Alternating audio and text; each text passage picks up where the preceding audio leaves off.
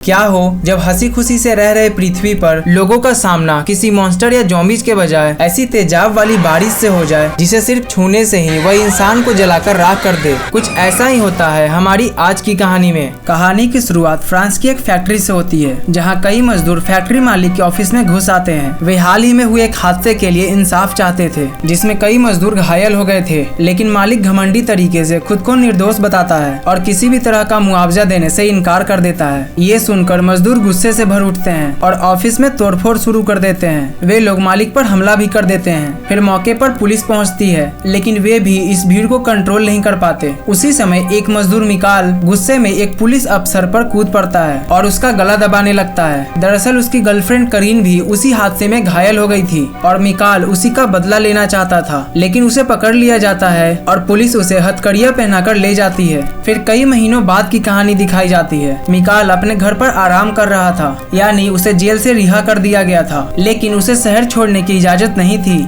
उसके पाँव में एक एंकल मॉनिटर लगा था जो हर वक्त उसकी निगरानी करता था। मिकाल अब अपनी पत्नी एलिट से अलग हो चुका है और गर्लफ्रेंड करीन के साथ रहता है, जो अभी भी हादसे की वजह से बिस्तर पर पड़ी थी। अब कहानी में मिकाल और एलिट की बेटी सेल्मा की एंट्री होती है, जो पहले एक चुलबुली और हंसमुख लड़की थी, लेकिन अब अपने माता पिता के तलाक के बाद पूरी तरह बदल चुकी है। उसने अपने दोस्तों से दूरी बना ली थी और अब सबके साथ रूठा व्यवहार करती है। फिर एक दिन हॉर्स राइडिंग क्लास के दौरान सेल्मा देखती है कि उसके दोस्त वो वीडियो देख रहे थे जिसकी वजह से उसके पिता गिरफ्तार हुए थे। वे सभी उस वीडियो पर सेल्मा की हंसी उड़ाते हैं और एक भद्दी बात कहते हैं कि सोचो अगर वो अपनी बीवी के साथ भी ऐसे ही बेड पर होता। ये सुनकर सेल्मा गुस्से से भर जाती है और अपने क्लासमेट के चेहरे पर घोड़े का गोबर रगड़ देती है। इस घटना के बाद स्कूल की प्रिंसिपल उसकी माँ को बुलाते हैं और चेतावनी देते हैं कि अगर सेल्मा का व्यवहार नहीं बदला तो उसे स्कूल से निकाल दिया जाएगा। उसी रात दुखी होकर सेल्मा वीकेंड पर अपने पिता के घर चली जाती है। वहाँ टीवी देखते हुए वो खबर देखती है कि लैटिन अमेरिका में औसत से 100 गुना ज्यादा अम्लीय वर्षा हो रही है, जो ग्लोबल वार्मिंग और प्रदूषण का नतीजा है। ये बारिश असल में जंगलों को तबाह कर रही थी और हजारों जानवर मारे जा चुके थे।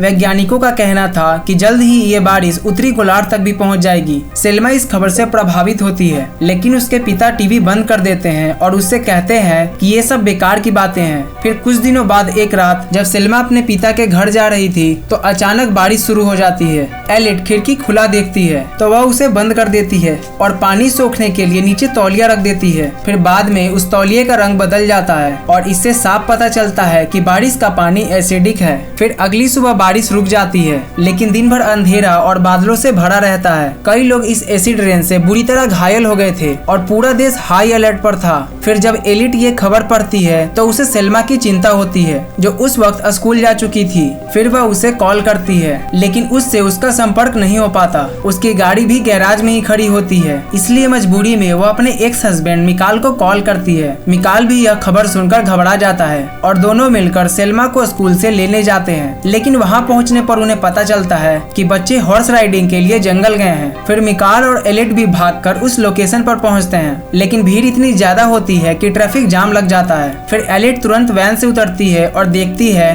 कि आसमान में काले बादल फिर से बन रहे हैं। फिर वह और मिकाल दोनों रास्ता छोड़कर जंगल की ओर दौड़ पड़ते हैं ताकि अपनी बेटी को बचा सकें। उधर सेल्मा और उसका घोड़ा अकेले जंगल में होते हैं। उसे हॉर्स राइडिंग का कोई अनुभव नहीं था, इसलिए उसके दोस्त उसे पीछे छोड़ देते हैं और उससे वादा करते हैं कि बाद में उसे वह लेने आएंगे। फिर अचानक कुछ बूंदें गिरनी शुरू होती है, जो जमीन पर पड़ी शाखाओं और पत्तों को जला देती है। बारिश की इन बूंदों का असर उस बेचारे घोड़े पर भी होता है, जो डर कर पागलों की तरह दौड़ने लगता है। जंगल के बाहर एलिट और मिकाल को एहसास होता है कि अब उनका ट्रक आगे नहीं जा सकता, इसलिए मिकाल पैदल ही आगे बढ़ने का फैसला करता है। उधर सेल्मा डर के मारे भागने लगती है और किसी सुरक्षित जगह की तलाश करती है। सौभाग्य से मिकाल उसे उस वक्त ढूंढ लेता है जब वह अकेली जंगल से बाहर आ रही थी। फिर दोनों भारी बारिश शुरू होने से ठीक पहले पास की एक अस्तबल में जाकर छिप जाते हैं। हालांकि वह जगह भी सुरक्षित साबित नहीं होती, क्योंकि छत से अम्लीय वर्षा की कुछ बूंदें टपकने लगती है। यह देखकर मिकाल डर जाता है और तुरंत अपनी पत्नी एलिस को कॉल करता है और बताता है कि वे किस जगह हैं। फिर एलिस तेज बारिश और कम विजिबिलिटी के बावजूद भी किसी तरह वह अस्तबल तक पहुंच जाती है। इसके बाद पूरा परिवार वैन में बैठता है और वहां से निकल जाता है। रास्ते में वे लोगों की दर्दनाक चीखें सुनते हैं, वे लोग जो तेजाब जैसी बारिश से जलते हुए मर रहे थे। फिर जब वे हाईवे तक पहुंचते हैं तो पाते हैं कि वहां पहले से ही ट्रैफिक जैम लगा था। उनकी वैन भी तेजाबिया बारिश से धीरे धीरे गलने लगती है।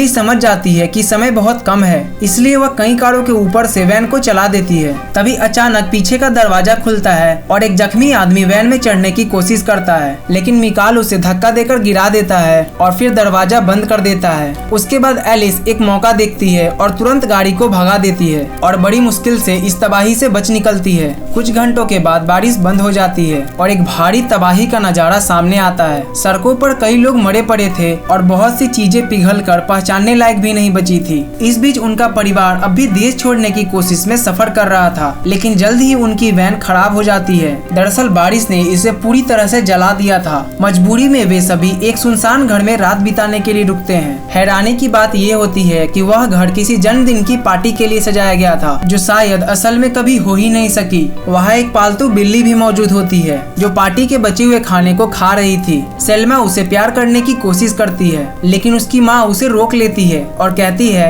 कि हो सकता है कि उस बिल्ली के बाल भी तेजाब से संक्रमित हो।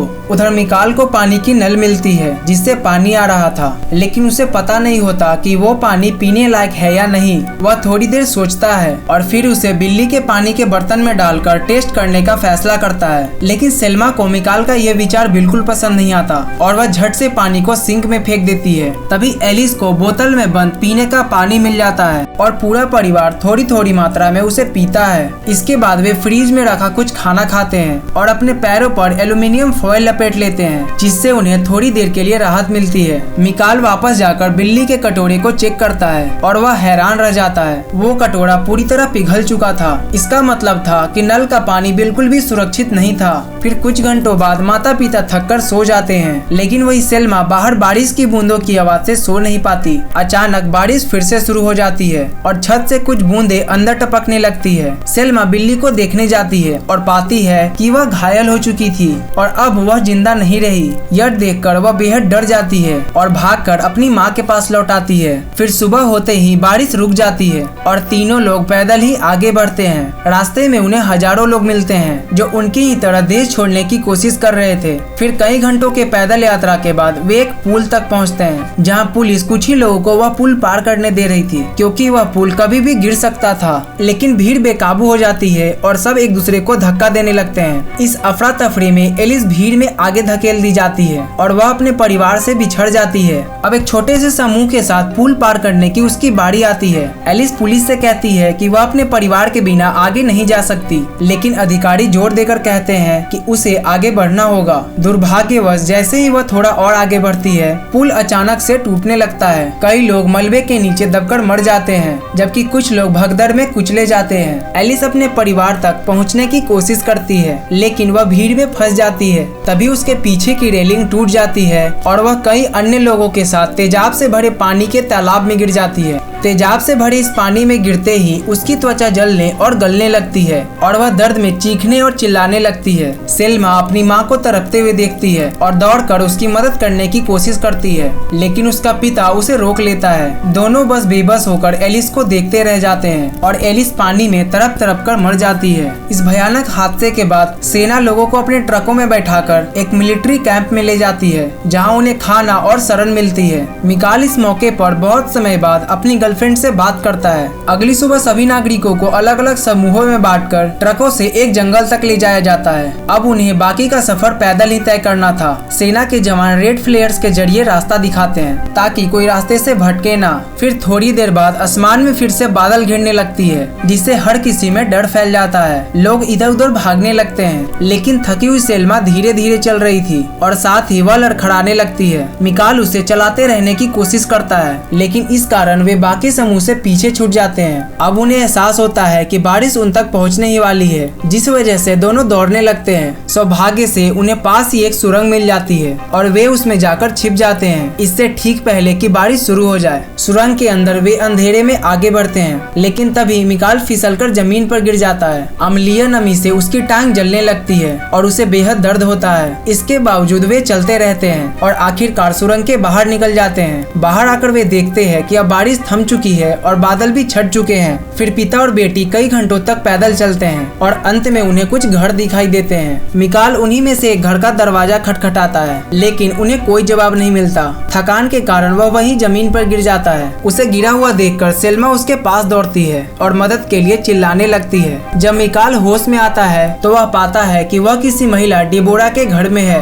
वह महिला काफी सख्त स्वभाव की थी और अपने छोटे बेटे के साथ रहती थी। मिकाल के पैरों में लगे इलेक्ट्रॉनिक ट्रैकर को देखकर डेबोरा को शक होता है कि वह कोई खतरनाक आदमी है। फिर भी वह उसे बोतलबंद पानी और साफ कपड़े देती है, लेकिन खाने को देने से इनकार कर देती है क्योंकि उसके पास राशन बहुत कम बचा था। फिर बाद में जब सेल्मा ऊपर के माले की तरफ जाती है तो वह देखती है कि दीवारें अम्लीय बारिश की वजह से दागदार हो चुकी है। इसके बाद सेल्मा ऊपर एक प्लास्टिक से ढके किसी डिवाइस को देखती है और उसे छूने की कोशिश करती है, लेकिन डेबोरा उसे रोक लेती है। बातचीत के दौरान डेबोरा बताती है कि यह डिवाइस उसके बेटे की डायलिसिस के लिए इस्तेमाल होता है, लेकिन छत से पानी टपकने के कारण वे कभी कभी ऊपर नहीं जा पाते। मिकाल यह सुनकर तुरंत मदद करता है और वह डिवाइस नीचे ले आता है ताकि बच्चा सुरक्षित रूप से अपना इलाज कर सके। डेबोरा उसकी इस मदद के लिए उसका शुक्रिया अदा करती है। इसके बाद मिकाल पास के घर में खाने की तलाश में चला जाता है, लेकिन उसी रात डिनर के दौरान डेबोरा को गुस्सा आ जाता है क्योंकि मिकाल ने जो खाना लाया था वह उसे बिना बांटे ही खा गया था,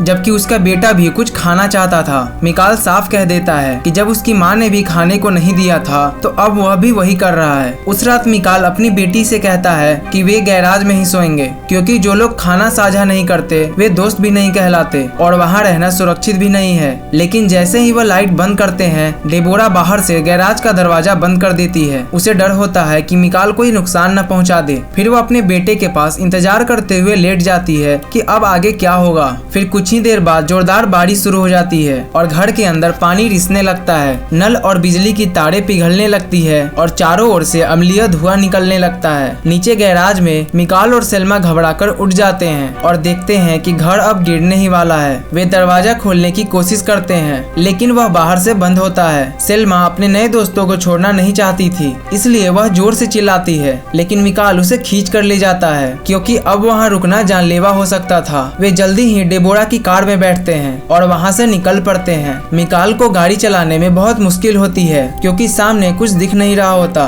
और कार भी धीरे धीरे गलने लगती है, लेकिन किसी तरह वह अपनी बेटी को लेकर तूफान से बाहर निकलने में कामयाब हो जाता है। फिर कई घंटों तक गाड़ी चलाने के बाद वे एक खुले मैदान में पहुंचते हैं और तब तक बारिश रुक जाती है। घबराई हुई सेल्मा पूछती है कि अब वे कहाँ जा रहे हैं, लेकिन मिकाल खुद नहीं जानता और गुस्से में आकर उस पर चिल्ला देता है। फिर वह गाड़ी से बाहर निकलकर सांस लेने की कोशिश करता है, लेकिन गीली घास उसकी टांगों को जला देती है और वह तुरंत वापस आ जाता है। लेकिन उसे देखकर झटका लगता है क्योंकि सेल्मा गाड़ी की पिछली सीट से गायब होती है। दरअसल सेल्मा अकेले भाग गई थी, लेकिन अम्लीय जमीन पर चलना बहुत मुश्किल हो रहा था। दर्द से बेहाल होकर वह एक मेटल की किसी वस्तु पर चढ़ जाती है, लेकिन वह भी धीरे धीरे जमीन में धंसने लगती है। ऐसा लगता है जैसे अब उसका अंत आ गया था, लेकिन तभी उसका बहादुर पिता वहाँ पहुँचता है और उसे उस ढांचे से निकाल लेता है। अब मिकाल उसे अपनी पीठ पर उठा लेता है, लेकिन मिकाल की टांगे तेजाब में जलती जाती है, लेकिन वह हर दर्द सहकर उसे गाड़ी तक वापस ले आता है। इस हादसे में मिकाल की टांगे बुरी तरह जल चुकी थी और वह दर्द की वजह से बेहोश हो जाता है। फिर सुबह एक मिलिट्री टीम उन्हें बचा लेती है